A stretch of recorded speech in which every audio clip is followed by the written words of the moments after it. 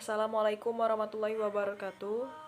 Izin memperkenalkan diri, nama saya Reta Damayola dengan nomor pokok mahasiswa 101211492 dari kelas C10 program studi S1 Manajemen.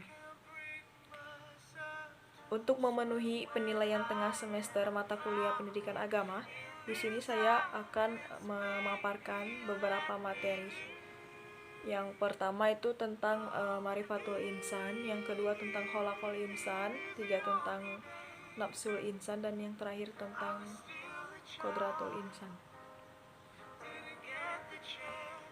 Yang pertama itu tentang Marifatul Insan, yaitu Hakikokul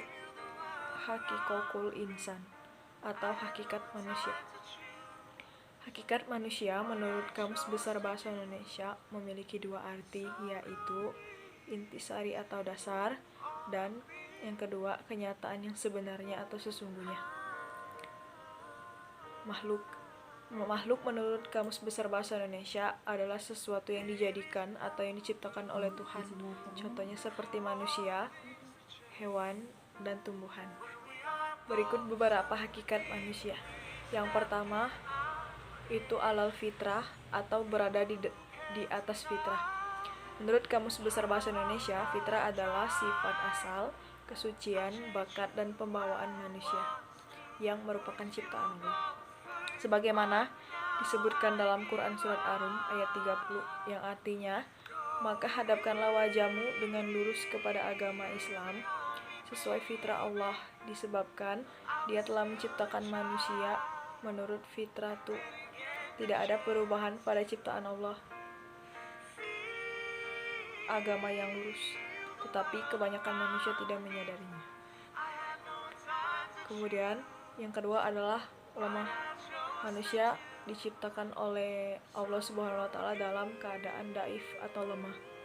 Kelemahan utamanya adalah tidak bisa melawan hawa nafsunya sendiri.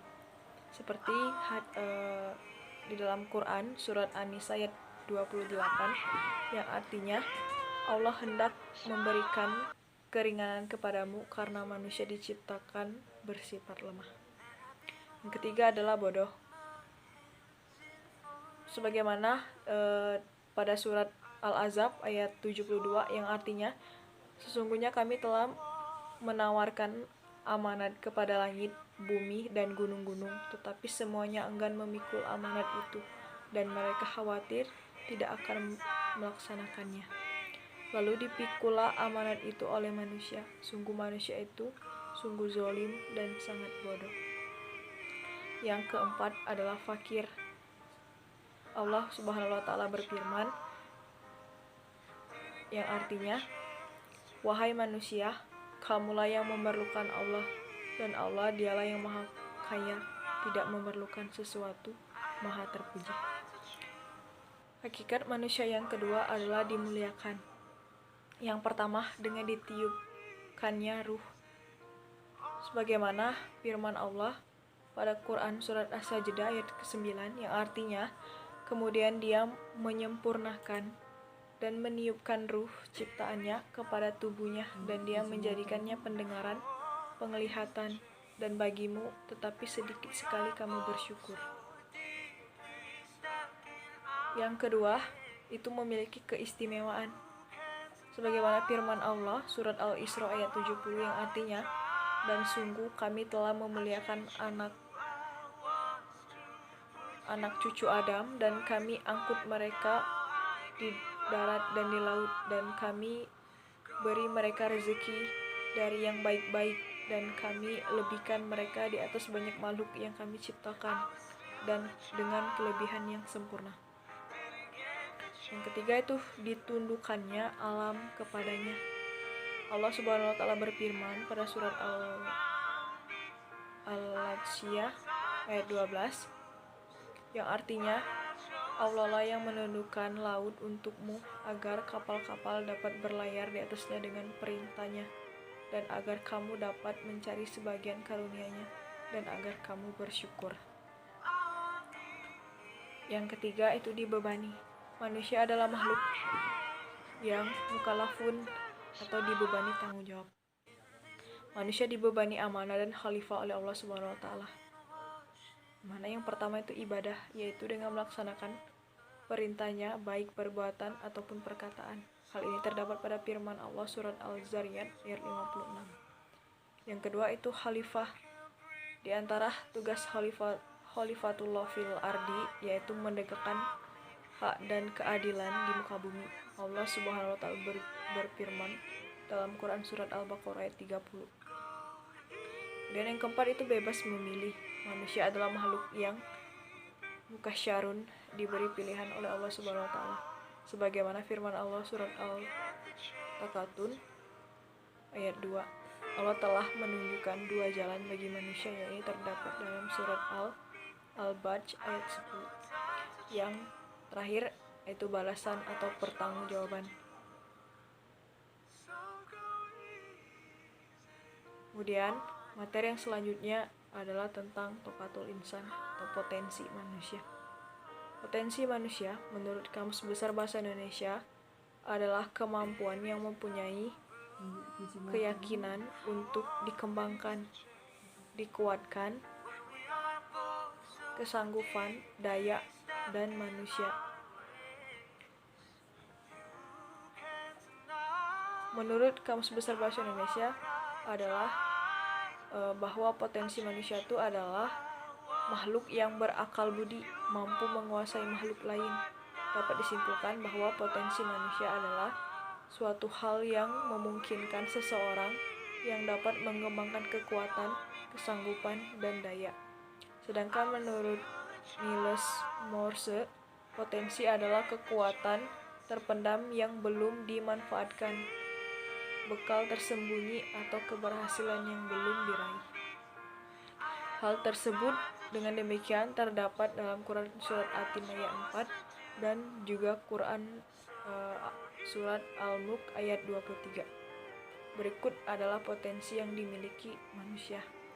Pertama itu ada potensi pendengaran, mana potensi ini berguna untuk mengenali suara. Sedangkan menurut pandangan Islam adalah mendengarkan ajaran-ajaran agama. Firman Allah surat An-Nahl ayat ke-78. Kedua, potensi penglihatan. Ini kemampuan untuk mengenali cahaya dan menafsirkannya. Yang ketiga itu potensi hati. Hal ini dijelaskan dalam hadis Rasulullah SAW. Kemudian al-mas'uliyah atau tanggung jawab adalah kesadaran diri manusia terhadap tingkah laku baik yang disengaja maupun yang tidak disengaja. Hal ini terdapat dalam Quran surat Al-Zariyat ayat 56. Di saat memikul al-mas'uliyah ada dua pilihan di hadapan manusia, yaitu al-amanah atau dipercaya untuk dijaga, dilindungi, dan dilaksanakan seperti dalam Quran surat An-Nur ayat 55. Yang kedua itu al-khiyanat, untuk yang berkhianat diumpamakan oleh Allah dengan berbagai perumpamaan yang hina. Yang pertama itu kal-an'am, bagaikan binatang ternak, Quran surat Al-A'raf ayat 179. Yang kedua kal-qalbi, bagaikan anjing, Quran surat Al-A'raf ayat 176. Yang ketiga kal-hirdi, seperti monyet, Quran surat Al-Munafikun ayat 160. Yang keempat kal-hazab, seperti kayu, Quran surat Al-Munafikun ayat 163. Kelima itu kal-hijarah, seperti batu, surat Al-Baqarah ayat 74. Yang keenam kal-himar, seperti keledai, Quran surat Al-Jumu'ah. Yang ketujuh kal-ankabut, seperti laba-laba, Quran surat Al-Ankabut ayat 41. Yang terakhir itu tentang nafsul insan atau jiwa manusia. Definisi jiwa manusia. Jiwa atau jiwa berasal dari bahasa Sanskerta yang artinya benih kehidupan. Biasanya, jiwa dipercaya mencakup pikiran dan kepribadian serta perasaan pada diri manusia. Dapat disimpulkan bahwa nafs atau jiwa adalah menurut pandangan Islam adalah diri manusia itu sendiri, nyawa roh yang menyebabkan adanya kehidupan jiwa dalam bahasa Arab dikenal dengan istilah nafs yang dalam Al-Quran memiliki banyak arti. Di antaranya, jiwa atau sesuatu yang memiliki eksistensi dan hakikat. Dalam hal ini, nafs mencakup tubuh dan ruh. Firman Allah dalam Quran Surat Al-Maidah ayat 45. Yang kedua, nyawa yang menyebabkan adanya kehidupan. Apabila nyawa ini hilang, maka kematian yang datang. Firman Allah dalam Quran Surat Al-An'am ayat 93. Ketiga, sesuatu sifat pada manusia yang memiliki sifat kecenderungan pada kebaikan dan kejahatan. Firman Allah dalam Quran Surat Al-Maidah ayat 30.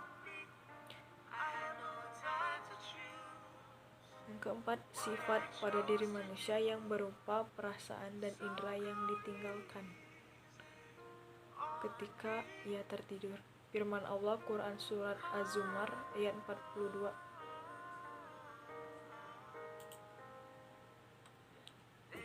Menurut tafsir Ibnu Katsir, kemuliaan seseorang hamba itu dapat dilihat dari cara dia mengendalikan nafsu, tingkah laku. Kemuliaan seseorang hamba itu dapat dilihat dari cara dia mengendalikan nafsunya. Tingkatannya dibagi menjadi 3.